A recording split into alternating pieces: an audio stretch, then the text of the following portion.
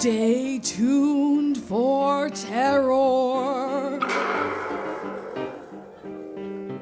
Yes, ladies and gentlemen, stay tuned for terror. Stay tuned for shivers and excitement. Listen to Camarillo in The Bogeyman Will Get You, written by Robert Bloch for Weird Tales magazine and adapted by the author especially for this program. You'll hear it now if you... Stay tuned for terror. And now, here is Camarillo in The Bogeyman Will Get You. You're afraid, aren't you? Oh, but you are. I know all about you, do you understand? You were afraid of the dark when you were a child. Not because of robbers, or thieves, or murderers. Children don't think of such things. You were afraid of the dark because of the Boogeyman. That's the name your parents used. Boogeyman. One of those smart, sophisticated, grown-up words. But there is terror behind it. When you were a child, you knew what the Boogeyman looked like. You would see him in your dreams. That black, grinning shape with the wicked red eyes and the clutching claws. You heard his buzzing voice mumbling to you in sleep when you had nightmares, and you'd wake up screaming for your mother. Admit it. You did scream, didn't you? And now that you're grown up, you laugh about it. But deep down inside, you're still afraid. You say you don't believe such things. It's all superstition. Then why are you still afraid of the dark? Why do you keep the lights on when you're home alone at night? I'll tell you why. Because you know it's true. There are such things as monsters. There are such evil beings. And the Boogeyman will get you if you don't watch out. Well, what do you think of it? Marvelous. I don't know how you do it, Walter. Great stuff. You say it's part of a new essay? That's right. Looks like I'll have it finished this week. But Walter, you work too hard. Cooped up all day long in that cottage of yours. Why don't you relax? Well, that's just why I rented the cottage. To stay cooped up and get some work done. The book doesn't write itself, you know. I don't see how you fellas do it. Writing, I mean. Me, I'll stick to the insurance business. Life insurance must be a wonderful thing. You mean to tell me that you're not insured, man? Oh, wait a minute now, darling. Walter, you'll have to excuse that husband of mine. He's always trying to sell something. Louis, let the poor man alone. We invited him here tonight for a visit, remember? I appreciate it, too. You folks are very kind to ask me in. But I'm apt to bore you with my essays. Bore me? Oh, nonsense. You nearly scared me stiff. Is that why Nancy isn't around? Do I scare her, too? Of course not. The child's probably out with her gang. You know, the Bobby Soxer crowd. Nancy is a very remarkable young woman. She didn't strike me as a typical member of the younger generation at all. Well, she isn't really. Nancy is very mature for 17. Too mature, I'm afraid. Sometimes she comes out with something that surprises me. Really? Yes, now, take what she's saying about you the other day. Louis. I guess I put my foot in it that time. Nancy said something about me? What was it? Oh, nothing. Nothing at all. Matter of fact, I've forgotten exactly what it was. Oh, please, tell me. I won't be offended. I'm curious. I've noticed that daughter of yours watching me, and I've wondered about it. Well, you'll have to excuse her, Walter. She's just a kid, after all. She said, well, we were talking about why we never saw you in the daytime, out on the tennis court or at the beach, and she said, that's not so strange. Vampires always sleep in the daytime. Vampires? Don't adolescents get the funniest notions sometimes? Yes. Yes, they do. Well, she's awfully interested in you, really, Walter. After all, you're handsome, a stranger here at the resort, an older man. I do believe she's getting a crush on you, but tries to hide it by these crazy remarks. Calling you a vampire. Where does she get such ideas? Reads too many books, I'd say. Yes. Sly kid, though. I asked her why she thought you were a vampire. Know what she said? What did she say? Said it was because you didn't eat any food. She said what?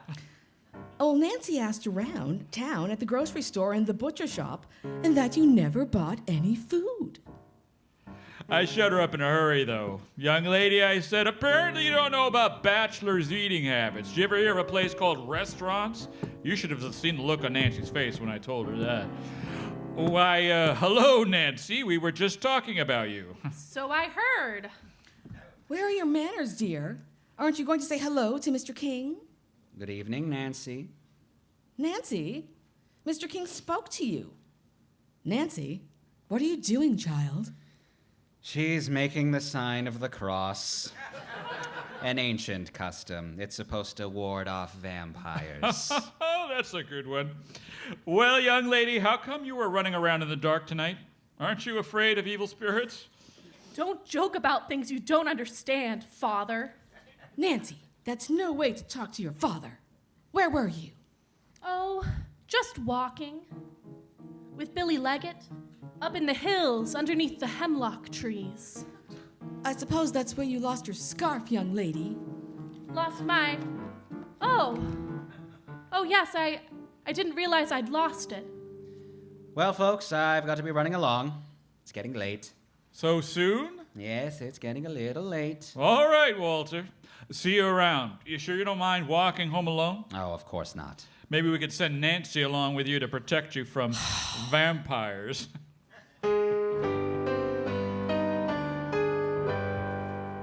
Nancy was a silly little girl.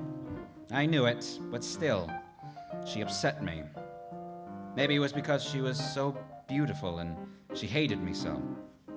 Thought I was a vampire. Just a silly little girl with a queer idea in her pretty little head. I wondered what she was trying to do. That night, when I got back to the cottage, I found out. I stood in front of the door and saw something lying on the path. It was Nancy's scarf. What had she been doing here? She said she had gone for a walk to the hills near the hemlock trees. But here was her scarf. And as I opened the door, my hand touched something. A wreath on the doorknob. A wreath of hemlock. Hemlock. That's what you put on the door to keep vampires away. I thought about it all night. What was that girl up to? The next day, I investigated a little. I found out plenty. Nancy had spread talk all over the village. Talk about me, about my habits, how I stayed in all day and came out at night, about my not eating at home. She even tried to call New York to check up on me, whether I really had a job, and so on. She told the minister I didn't dare come to church and said I had no mirrors in my house because a vampire couldn't look into mirrors. This wasn't funny anymore. Foolish kid was making trouble for me. Somehow she had this mad obsession about vampires. I had to talk to her. So that night I started over for her place. But before I arrived, I ran into her by accident on the path. Oh, you startled me. Sorry, Nancy. I didn't mean to frighten you. But, say, I've been looking for you. Let's take a walk, shall we? Well, really, Mr. King, I have a date. Only for a few minutes, my dear, and why so formal? Call me Walter. By the way, I seem to have a speck in my eye. Have you a mirror in your purse? A mirror? Why, here it is. Ah, good. Let's see, there. Got it. Thank you. You looked into the mirror? Of course. And I found that hemlock on my doorknob last night, too. Oh. Oh, don't look so startled, Nancy. I know all about your ideas. You thought I was a vampire, didn't you? Just because I work all day and eat in restaurants and walk at night. But you're wrong. You know that now, don't you? I look in mirrors and touch hemlock and all the rest. Yes, I see. Oh, I guess you think I'm an awful fool, Walter. Not at all. I think you're a very lovely girl. I wish it wasn't so dark out here, so I could see your hair. You have beautiful hair, Nancy. Look, the moon is rising. I can see you now. Nancy, you aren't afraid of me anymore? No, Walter. I never was afraid, not really. I just thought up all this vampire stuff to make you notice me. And besides, all vampires are tall and dark and handsome like you. You're a very clever little girl, Nancy. Very clever. Only I wish you hadn't gone to the police today. Police?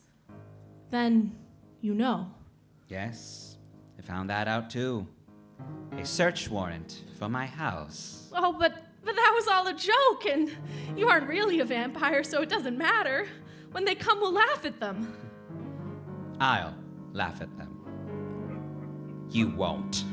Walter, what are you doing? Let go of me.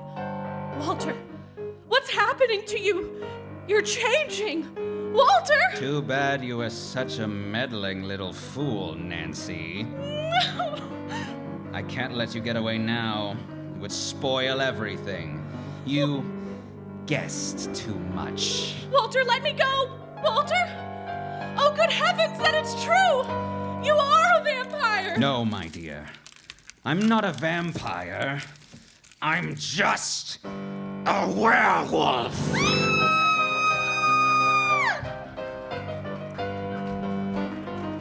You have just heard Camarullo in The Bogeyman Will Get You, written by Robert Bloch, author of stories in Weird Tales magazine. The original music was conceived and played by Deborah Geiger. In just a moment, we'll tell you all about the next story in Stay tuned for terror!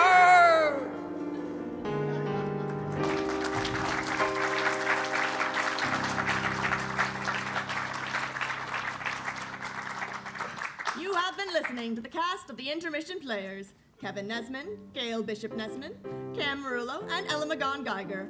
Original music written and played by Deborah Geiger, directed by Ella McGon Geiger. And I've been your host and Foley artist, Marciel Zaccardi. In the meantime, Candy, popcorn, wine, and beer. We know that is why you're here. Take a break and grab a snack.